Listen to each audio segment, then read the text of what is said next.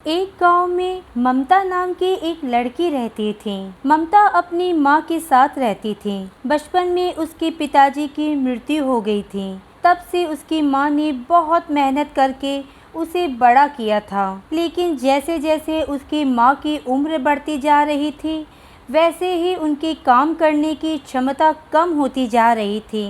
इस कारण से घर चलाने की जिम्मेदारी ममता को उठानी पड़ी। एक दिन वो अपनी माँ के पास गई और उनसे कहा, माँ, घर घर में काम करके घर चलाना बहुत मुश्किल हो रहा है। मुझे कोई और काम करना होगा। इसलिए मैं सोच रही थी हमारे घर के पीछे जो बगीचा है वहाँ मैं एक आम का पेड़ लगा लूँ। वो तो ठीक है बिटिया, लेकिन पेड़ के बीज खरीदने के पैसे कहाँ से आएंगे? हमारे घर में तो एक भी पैसा नहीं है। माँ, मैंने काम करके कुछ पैसे जमा किए हैं। उन पैसों से ही मैं बीज खरीद कर ले आऊंगी और फिर आम का पेड़ लगाऊंगी और उसकी देखभाल भी करूंगी। बेटी, अब तू समझदार हो गई है। तुझे जो ठीक लगे कर, मैं तेरे साथ हूँ। ममता को माँ की बात सुनकर बहुत खुशी हुई। अगले दिन ही वो शहर से आम के बीज खरीद कर ले आई। अपने बगीचे में बीज लगाने के बाद उसको पानी डाला। वो उस बीज की बहुत देखभाल करती है। कुछ दिनों बाद आम का पेड़ बड़ा हो गया और कुछ महीनों बाद उस पेड़ पर आम भी आ गए। ये देखकर ममता बहुत खुश हुई। ऐसे ही एक दिन ममता बगीचे में आम के पेड़ों को पानी देने आई। वहाँ जाकर जैसे ही आम के पेड़ को पानी डाला, वहाँ एक जादूगरनी सो रही है और उसने उसके ऊपर पानी डाल दिया। तेरी इतनी हिम्मत! तुमने मेरे ऊपर पानी डाला? तूने देखा नहीं मैं यहाँ सो रही थी? जादूगरनी, आप मुझे माफ़ कर दीजिए। मैंने आपको नहीं देखा। मैंने जानबूझकर आप पर पानी नहीं डाला। ये मेरा बगीचा है। मैं तो पेड़ों को पानी दे रही थी। लेकिन जादूगरनी का गुस्सा शांत नहीं हुआ। तुम्हें इसकी सज़ा जरूर मिलेगी। मैं तुम्हें ऐसी सज़ा दूंगी कि ज़िंदगी भर तुम इस दिन को याद रखोगी और तुम्हें पछताना होगा। ये कहकर जादूगरनी ने अपनी छड़ी घुमाई और ममता के आम के पेड़ों पर जादू किया और वहाँ से चली गई। ममता को कुछ भी समझ में नहीं आया और पेड़ों को पानी देते हुए वो सोचने लगी, लगता है ये जादूगरनी पागल है। इसके जादू से तो कुछ भी नहीं हुआ। ये कहकर वो अपने घर वापस चली गई। अगले दिन वो जब पेड़ों को पानी देने वापस आई तो उसने देखा कि आम के पेड़ों पर सभी आमों में कीड़े लग गए हैं और सभी आमों पर काले धब्बे आ गए हैं। ये देखकर ममता रोने लगी। तभी उन आमों में से एक आम की आवाज़ आई, क्या हुआ? अपनी ऐसी हालत देखकर बुरा लग रहा है। कल तो तू सोच रही थी कि तुझे कुछ भी नहीं होगा। मुझे पता है तुम जादूगरनी का जादुई आम हो। मुझे माफ़ कर दो। मैंने बहुत मेहनत करके आम का बगीचा बनाया है।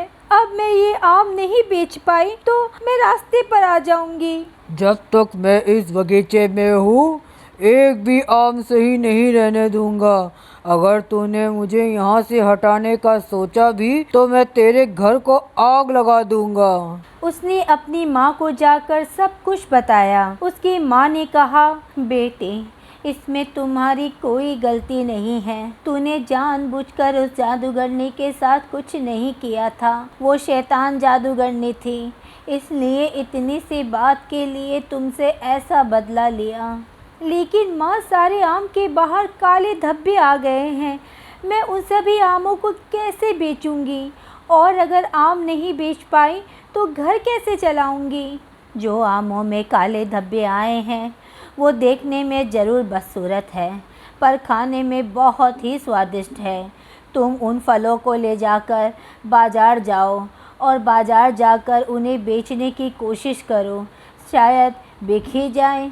ये सुनकर ममता बगीचे में जाकर आमों को तोड़ने लगी। ये देखकर वो घमंडी आम हंसने लगा। तुझे क्या लगता है ये खराब आम बाजार ले जाकर बेच पाओगी? तू तो बहुत पागल है और बेवकूफ लड़की भी है। लेकिन ममता ने उस आम की बात नहीं सुनी और वो सभी आमों को ले जाकर बाजार चली गई।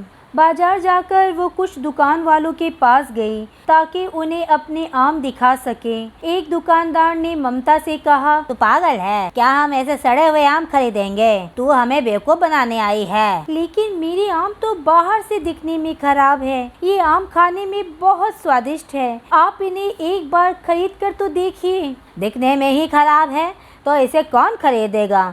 तू यहाँ से अब निकल, ये आम कोई नहीं खरीदेगा। ये कहकर दुकानदार ने ममता को वहाँ से भगा दिया। चलते चलते वो एक जंगल में पहुँच गई और बहुत थक गई थी।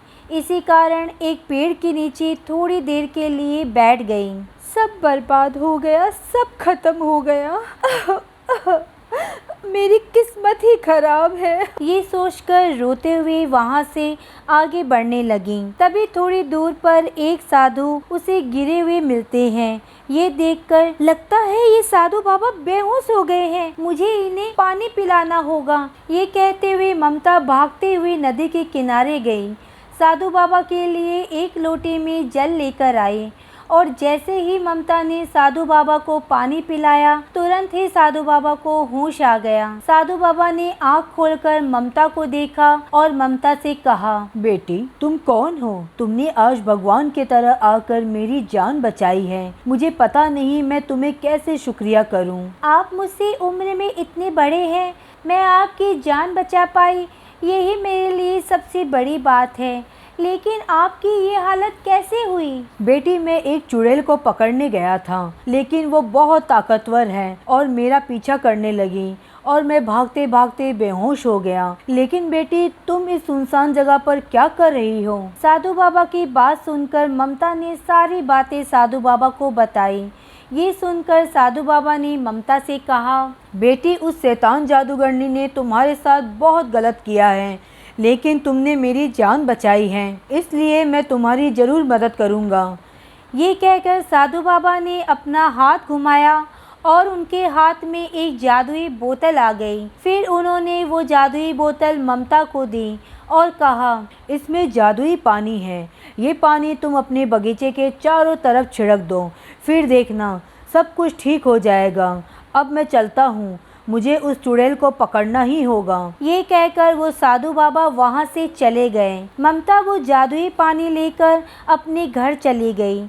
वहाँ जाकर जैसे ही वो जादुई पानी बगीचे के चारों तरफ छिड़का, तभी वो घमंडी आम आग में जलने लगा और जलकर राख हो गया। कुछ देर बाद वो सभी आम वहाँ से गायब हो गए और उनकी जगह सोने के आम आ गए। ये देखकर ममता खुशी से नाचने लगी। उसके बाद से ममता वो सोने के आम बेचकर पैसे कमाने लगी। कुछ ही दिनों में वो बहुत अमीर हो गई और वो अपनी माँ के साथ खुशी खुशी रहने लगी।